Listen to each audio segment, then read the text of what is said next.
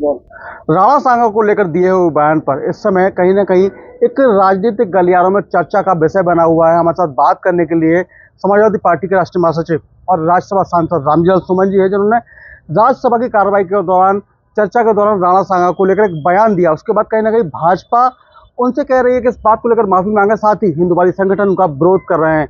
एक बयान और विरोध।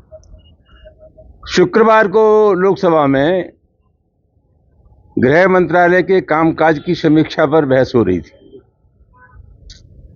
और मैंने कहा कि बुनियादी तौर पर हिंदुस्तान का जो घर मंत्रालय है, गृह मंत्रालय है, उसका काम यह है कि हमारा घर ठीक रहे। ये देश बहुत बड़ा देश है, यहाँ विभिन्न जाति और धर्मों के लोग रहते हैं, आपस में धार्मिक और सामाजिक सौहार्द रहे, एक दूसरे के जज्बात का ख्याल रखें, एक दूसरे के त्योहारों को मिलकर के मनाएं, हमारी गौरवमयी परंपरा रही है। और मैंने कहा कि सबसे ज्यादा तकलीफ ये है कि पिछले दिनों जब होली का त्योहार था, हिंदुस्तान के एक मुसलमान ने होली के त्योहार का विरोध नहीं किया, लेकिन बिहार के एक बीजेपी के विधायक, उत्तर प्रदेश के एक बीजेपी के विधायक, उन्होंने फरमाया कि मुसलमान घरों में कैद हो जाएं। उत्तर प्रदेश के एक मंत्री ने कहा कि साहब जिनको रंग पसंद नहीं हो पाकिस्तान चले जाएं। अलीगढ़ मुस्लिम यूनिवर्सिटी में कभी होली का त्योहार नहीं होता था, वहां होली का त्योहार मनाने की कोशिश की, तब तक परमिशन नहीं मिली थी, तो कहा कि कुछ लोग अगर विरोध करेंगे तो उन्हें ऊपर पहुंचा दिया जाएगा। हमने कहा साहब ये जंगल राज नहीं है, कानून का राज है। इस प्रकार की भाषा बोलना इस देश की सेहत के लिए ठीक नहीं है। हमने ये भी कहा कि हमारी गौरवमयी परंपरा ये रही है कि हमने होली मनाई है, दिवाली मनाई है, तो हमने ईद भी मनाई है। और इस प्रकार के जो बयान दिए जाते हैं उस पर भाजपा के किसी वरिष्ठ नेता की टिप्पणी न करना, सरकार की टिप्पणी नहीं करना, इसका सीधा मतलब ये है कि ये बयान आपको बहुत अच्छे लगते हैं और कहीं न कहीं इस तरह के बयान देने वालों को आपकी शय है। क्या इसलिए आपने राणा सांगा को लेकर बयान दिया?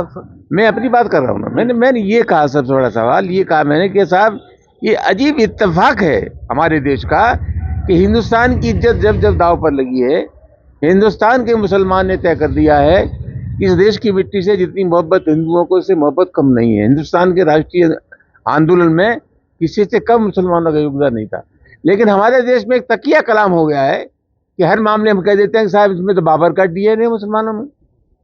हिंदुस्तान का मुसलमान बाबर को अपना आदर्श नहीं मानता, वो मोहम्मद साहब को अपना आदर्श मानता है और वो सूफी संतों की परंपरा पर चलता है। बाबर के बारे में कहा जाता है, फिर मैंने कहा जहां तक बाबर का सवाल है, बाबर हिंदुस्तान में अपनी इच्छा से नहीं आया। इब्राहिम लोदी को हराने के लिए राणा सांगा ने बाबर को दावत दी थी कि आप हमारे देश में आइए, ये कहा था मैंने। आपने इसमें कहीं ना कहीं ये भी कहा कि अगर जो मुस्लिम में बाबर का डीएनए है तो कहीं ना कहीं जो हिंदू हैं उनमें किसका डीएनए, उसको लेकर भी बात। मैंने हिंदू मुसलमान की कोई बात नहीं की, जब मैंने किसी को धार्मिक आधार पर कुछ कहा ना, जाति के आधार पर किया। मैं सभी वर्गों और धर्मों का सम्मान करता हूं। मेरा इरादा किसी भी व्यक्ति के जाति के या धर्म के खिलाफ उनके जज्बात को तकलीफ पहुंचाना नहीं था। मैं सभी वर्गों को, समाज के लोगों का सम्मान करता हूं। जानबूझ करके वातावरण को खराब करने की कोशिश की जा रही है और मैं समझता हूं कि कुछ लोगों को अगर मेरी बात पसंद नहीं है तो मैं क्या कर सकता हूं।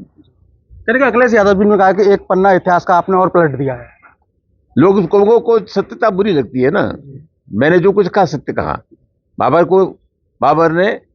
बाबर को राणा सांगा ने बुलाया था, इतनी सी बात को इतना बड़ा हाथ तोड़ती जा रही है।